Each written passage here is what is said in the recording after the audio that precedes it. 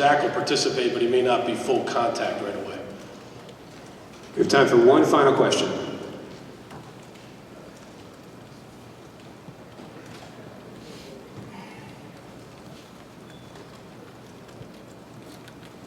Going once. All right, thank you very much, Coach. Okay, thank you.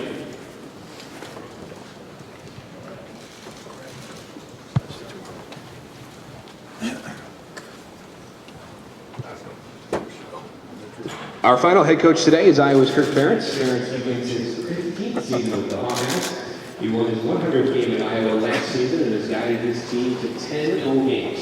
The Hawkeyes returned 16 starters from 2012, including 8 rookies. So we got a bit of a gap between those things. So if you just come right, like on the other side here, we'll just talk to the guys. Just go right there. Okay. There you go. That's what they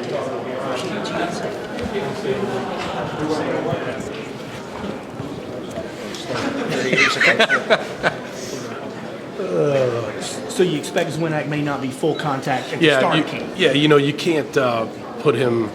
He's your starting tailback. You know, you go right away. First of all, the first 5 days you don't hit at all really anyway. You know, that much, because the first 2 days you're in no pads, and then you're allowed to wear shoulder pads the next 3 days. But you know, you're still not like full contact. So maybe by the second week he'd be able to do things. You know, we got.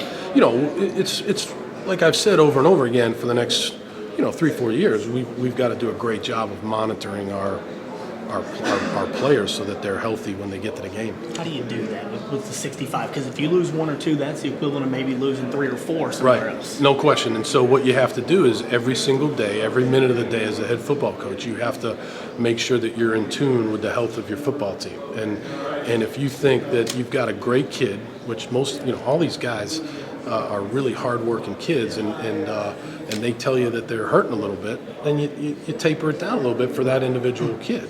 And then maybe you do it for the whole team, So, I have a little bit of experience from my NFL experience with that, and maybe it's a night walkthrough instead of having a night practice, things like that. Maybe it's maybe a little bit less 9-on-7, and maybe another 7-on-7, and that's no contact, And you just have to do a great job of because there's nothing more important than the health of your team. What has Fitz told you about how Zwinak's been coming along? They're not allowed to report to us exactly on how they are coming along, but the kids stop by the office, and Zach, I've seen him 3 or 4 times over the summertime, and he says, according to him, he's ahead of schedule. So, but he looks to be that way, and so we would expect him to be probably a little bit ahead of schedule. Does that drive you kind of nuts that the coaches can't, or the strength guys can't tell you how somebody's coming along health-wise? I mean, it seems kind of, I don't want to put words in your mouth, but it seems kind of, I'm teeing it up for you. No, I think one of the things, we've talked about this as a group of Big Ten coaches. I do believe that that we should be able to work with our kids a little bit in the summertime. And as it relates to football, I mean, You can talk to the kids, but, you can't meet with your quarterbacks. You can't meet with your offensive line, defensive, whatever, and you can't get any reports on their conditioning levels, strength gains from your weight staff, because that's just the way it is. So we follow those rules to a T. We try to, and so that's just that. Those are the rules. So that's what we do. Bill, you raised the possibility in there of Amos, maybe even he's big enough now where he could even play linebacker. When did you kind of put that on the drawing board, and how serious is the possibility of that happening? I think really, Bob, from the time, the end of the season till now, we've talked about a lot of different scenarios. He'll be a safety for us, but can he do some things down in the box, even as a safety, which means maybe you got to play a little bit more post-safety coverage, which is hard in this league with some really good outside receivers. So, and again, it all comes down to the health. Can Obang do that? Can Obang go down and play some will linebacker and things like that? We kind of sit in there and we just talk about different scenarios, and I know John Butler does it a lot more than I do with the defense, and I think they've got a lot of different scenarios covered, and so we'll see. We may not have to do that, but if we do, I think we'll train him to do a little of that this training camp. Bill, the way teams are spread it out, does it make it more conducive to playing? It's a good point. I think that if you go back to my last year in the NFL, when we self-scouted at New England, I think almost like 70% of the time we were in nickel defense. Because it's a receiver, it's a quarterback league, and it's similar in the Big Ten. You've got great quarterbacks, really good skilled receivers, and so there is a little bit more nickel defense being played where you can have a fifth DB in there. So do we have some guys that can do that? Again, Mike Hull is a very good cover linebacker, and so we would keep him in there. But could we maneuver somebody else in there and substitute for some other linebacker? Who knows? So we'll cover all those scenarios this summer though. John Urschel is supposed to speak tomorrow on behalf of Big Ten players at the banquet. What are you expecting from John in his address? I don't know. I flew with him here today. What a great kid. I flew with Malcolm Willis and Glenn Carson. Great kids. I don't know. I know that it'll be a good speech. It'll be well thought out. He was actually, probably memorizing it on the plane today, which is incredible. But it looked like a lot of pages. I was like, John, you might want to cut that down. But what a fantastic kid. I think a lot has been made about his academic prowess, but I think, again, we have to be reminded here that he's a hell of a football player.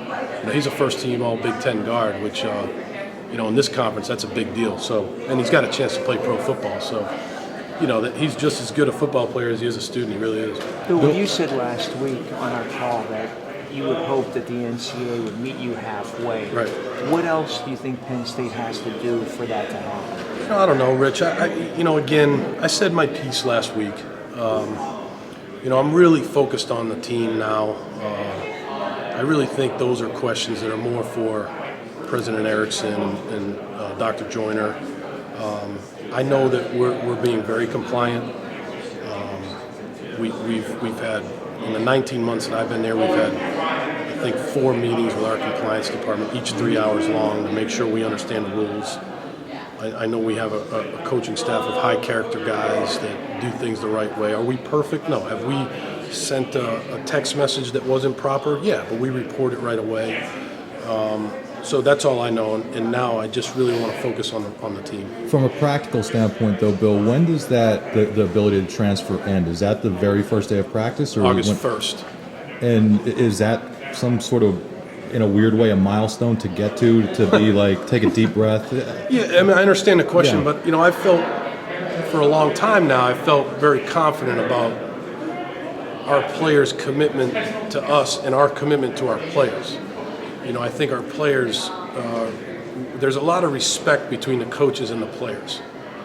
We're not friends, we're not their friends, but there's just a lot of respect. And so I don't really think about that much. I understand the milestone type because of, that date, but I haven't thought about that transfer deal really since the season started last year. I felt like those were the guys that were committed to us. You said in there that everybody's in a better mood this year. In some ways, do you At feel, this point in time, right?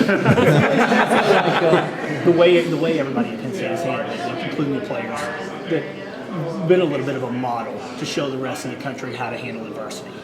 That's a good point, Corey. I think I spoke at this wrestling camp yesterday, and it was a bunch of little kids, and if the 2012 team taught us anything, it taught us about, including me, it taught us about how to handle things that aren't in your control. You don't have any control over certain things in your life, and how do you handle that? How do you pick yourself up and keep moving forward? And regardless of the record or whatever, that's what that team and those group of leaders taught us. And so, yeah, maybe there's something to be said, but we got to continue to do it. We can't just say, okay, that was great. Now what do? We have to, every day we got to lay another brick on top of the other one and continue to do things the right way, which hopefully we will do. Bill, your senior class last year was pretty incredible when it came to leadership and off-field. How's this year's senior class compare? Joe, it's funny. People ask me that a lot, and we did. We had a great senior class that we'll always remember in the rest of my coaching career. I'll always remember those guys and be indebted to them. But we have a very, very strong group of leaders on our team. We have guys that have played a lot of football for us, but we also have guys like Ty Howell that maybe hasn't played a lot of football for us, but is a really tough leader. Strong guy in the weight room, and is going to be our starting center. So we have guys like that that we know are going to be good leaders for us. Guys that maybe you don't know too much about, but we do in the building. So we feel good about our leadership this year. On the other end of that, Bill, the freshman class that stuck with you. Yeah. Can you talk a little bit about them? And I know you don't get to see them play, but are there certain positions where you can see a lack of depth that you may have to get those guys in there? Yeah, first of all, when I talk about the kids that committed to us, I include that recruiting class because, again, most of those kids, except for a couple kids, stayed committed to us. Top recruits that were getting recruited by a lot of different schools, and they stuck with us. I mean, that says a lot about those kids, those parents. It says a lot about Penn State. It says a lot about our coaching staff. As far as their positions, yeah, there are some guys. Obviously Christian will be in the thick of that quarterback battle. Can Brandon Bell, can he do something for us at linebacker? We've got a lot of guys in that class, run-ons and scholarship players that we think might be able to help us on special teams. So we'll have to judge that pretty early on in training camp to see who is picking it up fast, who can, all freshmen hit that wall, who climbs the wall and gets to where they need to be. So, we'll just have to judge that. That's, something I can probably answer better in a couple of weeks. Bill, how much of a shot will the run targeting role the players going to check for those target hits. That was something my last couple of years in the NFL, guys were getting fined quite a bit for head-to-head contact. And I thought that Bill Belichick did a great job of coming into the meeting the next day, and whether it was our team or another team, and teaching these guys what that player did wrong and how to correct that, how to hit with your shoulder and not lead with your head. So I'm going to do that at the beginning of training camp, like have some clips on, hey look, if you lead with your head and you make contact head to head, you're going to get thrown out. And try to teach these kids how to tackle with their shoulder and things like that. But at the end of the day, I would say that it comes down to a judgment call on the field by the officials. So what we do there is we have really good officials that come in during training camp and officiate some of our scrimmages, and they speak to our team at night, and we'll ask them questions about exactly what they're going to be looking for. So that's how I would answer that question. Bill, do you see any run-ons maybe competing for spots on the depth chart? I do. I don't want to give you the specific names right now, but I do. I see some guys there that